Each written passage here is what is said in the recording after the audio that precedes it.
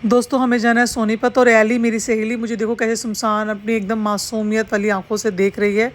अब क्या ही करूँ, छोड़ना तो पड़ेगा। सोनीपत फिर ये बम्पर भी हमारा यहाँ से उस बार टूट गया था तो वो लगवाए लगे। सुबह से घूम रहे हैं 9 बजे से 9:30 मतलब बजे से, कोई दुकान नहीं खुली। फिर इधर आ गए बस। अब ये अंदर जो हमारा कांच का जो ये सेंटर लॉक जो सेंटर लॉक है तो सेंटर मिरर होता है ना, ये भी नीचे नीचे जा रहा है, इसको भी ठीक कराना है। एक काम इंसान करता है 10 काम आ जाते हैं। कह रहे हैं ये भी पक्का ही है, कह रहे हैं कहीं जाएगा नहीं, बाकी देखते कह रहे हैं जाएगा तो वापस आ जाना। में बहुत सारा काम बता दिया है तो अब सर्विस ही करने के लिए छोड़ रही हूँ क्योंकि बहुत कुछ हो रहा है इसमें। तो अभी मैं जा रही हूँ, गाड़ी खुलवा चुके हैं, अब होने दो सर्विस, जो हो रहा है सही है। अब मैं जा रही हूँ सीधा बाइक से सोनीपत। जो होता है अच्छे के लिए होता है, आज ही लिखा था इसका लेखा तो आज ही हो रहा है। चलते हैं जी, मिलते हैं फिर आपसे। स्टार्ट में लगी मेरे को खुश हो गई। हमारे 15 अगस्त की तैयारी आप देख सकते हैं। हाईवे है ये, हाईवे पे भी हमारे सभी भाई जो हैं वो तिरंगे देख रहे हैं। तो दोस्तों सोनीपत आ चुकी हूँ, यहाँ अभी चौथा है मम्मी का, तो उसके लिए मैं आई हूँ। जैसे कि आपको पता है कि मेरे भैया हैं जो कि मेरे धर्म के भाई बने हुए हैं, लेकिन मेरा एकदम उनसे ऐसा वाला प्रेम है जैसे अपने सगे भाई का। मतलब मेरे लिए वो भाई से भी, सगे भाई से भी बढ़कर है। वो इतना मान सम्मान, इतना प्यार करते हैं।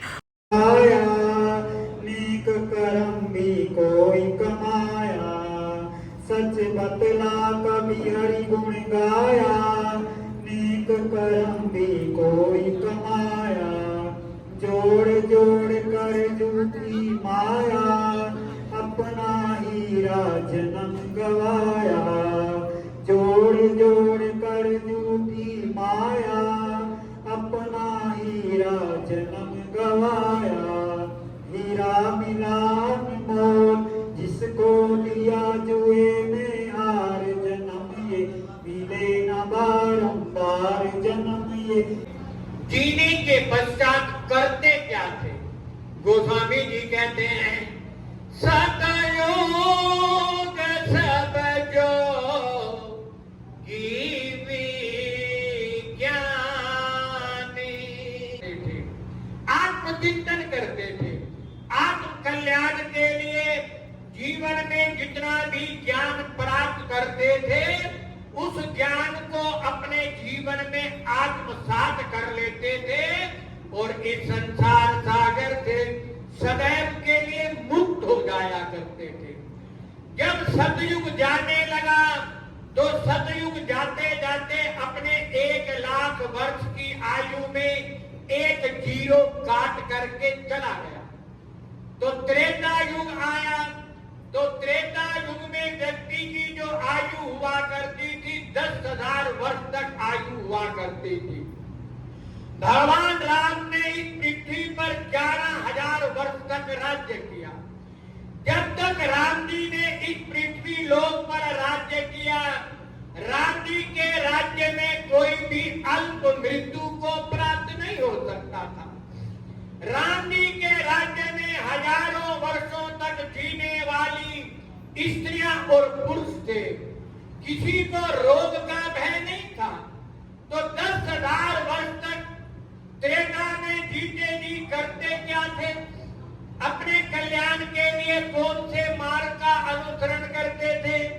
गोस्वामी जी कहते हैं बोलते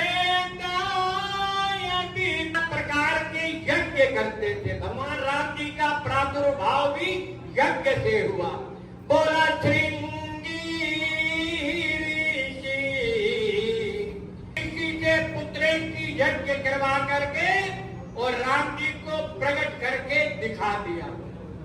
तो त्रेता में यज्ञ करते थे। भगवान राम ने भी अपने समय में करोड़ों यज्ञ किए थे। हमारी चौपाई बोल रही है कोटि काल आया। त्रेता में करोड़ों यज्ञ करके याचकों को इतना दान किया, सभी अयाचक कर दिए। एक बार जो राम जी के यज्ञ में आ गया उसे अपने पूरे जीवन में कभी भी किसी से मांगने की आवश्यकता नहीं पड़ती थी। कलयुग में भी एक यज्ञ है जो आप चलते फिरते उठते बैठते जागते सोते बिना आहुति के भी कर सकते हो। गीता में भगवान बोले सबसे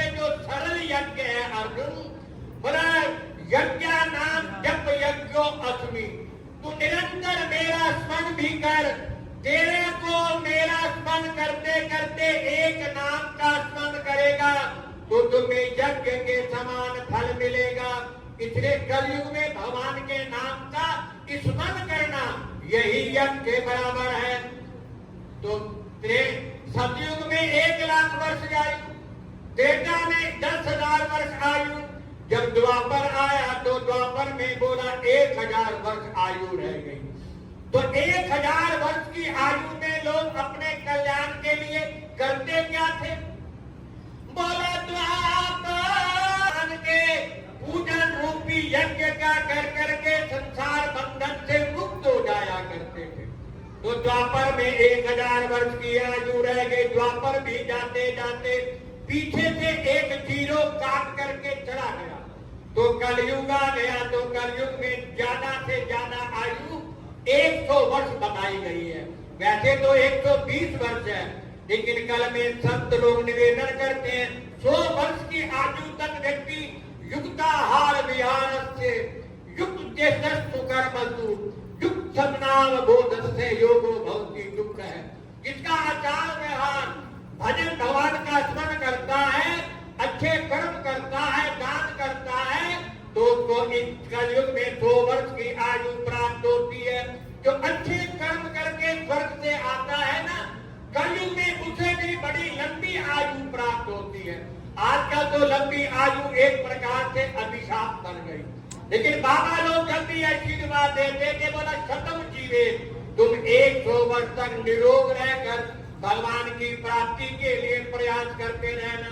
तो कलयुग में 100 वर्ष की आयु रह गई।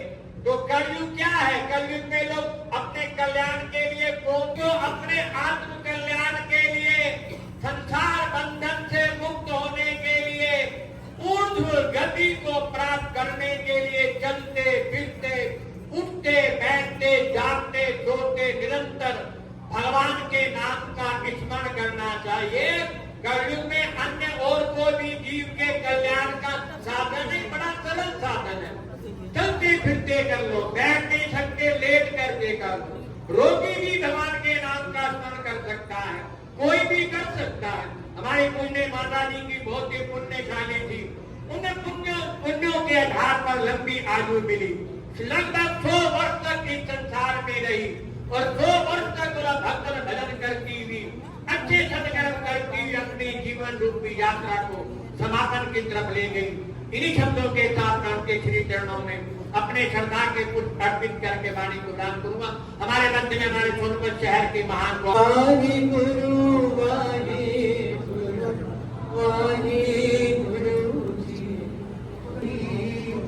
वाहे गुरु वाहे गुरु वाहे गुरु जी, वाहे गुरु जी। सती गोविंद नाम पिता में जो मरे, ऐसी चिंता में जो मरे, अंत काल जो लक्ष्मी सिमरे, ऐसी चिंता में जो मरना है। कितनी सुंदर याचना है। ईश्वर ने हमें इतना सुंदर शरीर दिया, 2 हाथ दिए, 2 कान दिए, 2 आंखें दी। इतना सुंदर शरीर देकर भी वो चुप नहीं बैठा, पूरे समय हमारी रक्षा करता रहा है। उस रक्षा का हमें कुछ ऋण चुकाना है। और वो कैसे चुकाना है कि यदि किसी को हमारी आवश्यकता है, हमारे सहयोग की आवश्यकता है या हमारे किसी विचार की आवश्यकता है, तो हम अवश्य अपना समय उसको दें। बहुत सारे लोग मन में क्या बाहर भी क्या देते हैं, हमारे पास समय नहीं है। उनको कहते हैं भाई मंदिर आया करो, कुटिया में आया करो, आर्य समाज में आया करो, आपको बहुत अच्छा लगेगा। वो कहते थे कैसे आए, समय ही नहीं है। ईश्वर ने तो समय भरपूर दिया हुआ है, आपको समय का सदुपयोग करना है और उस सदुपयोग के लिए हम अच्छी जगह पर जाएं। मैं गर्व के साथ कह सकती हूँ कि हमारी अमित भाभी जी नियमपूर्वक कुटिया में जाती थी। जहाँ भी कहीं कार्यक्रम होता था, सत्संग होता था, वहां पहुंच जाती थी। पहले तो वो अकेले ही नहीं जाती थी, लेकिन धीरे धीरे जब शरीर क्षीण होने लगा तो फिर बच्चों की सहायता लेकर हो जाने लगी। आनंदपुर साहब तो वो पता नहीं कोई गिनती ही नहीं कि वो कितने वर्षों तक निरंतर जाती रही। ये मन का भाव होता है और यही कारण है कि 95 वर्ष की इतनी सुंदर आयु हम प्रातः शाम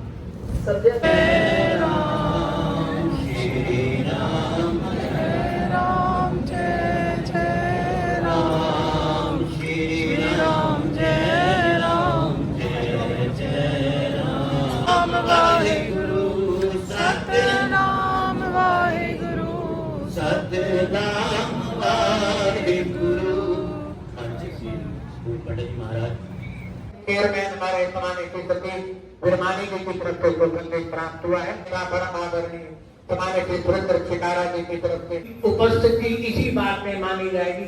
सभी को तो टाइम देना संभव नहीं, सभी की उपस्थिति इसी बात के लिए मानी जाएगी। सभी मिल करके उद्योग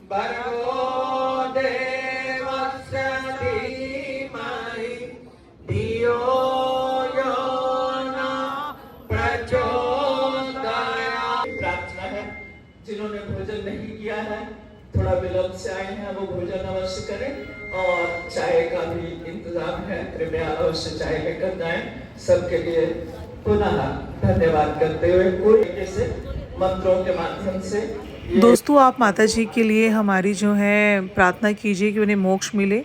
वो अपनी आंखें तक दान कर गई हैं। उन्होंने अपने जीवन में बहुत दान धर्म किए हैं। आप सभी लोग दिल से उनके लिए प्रार्थना करें ताकि उन्हें मोक्ष प्राप्त हो। ओम शांति शांति।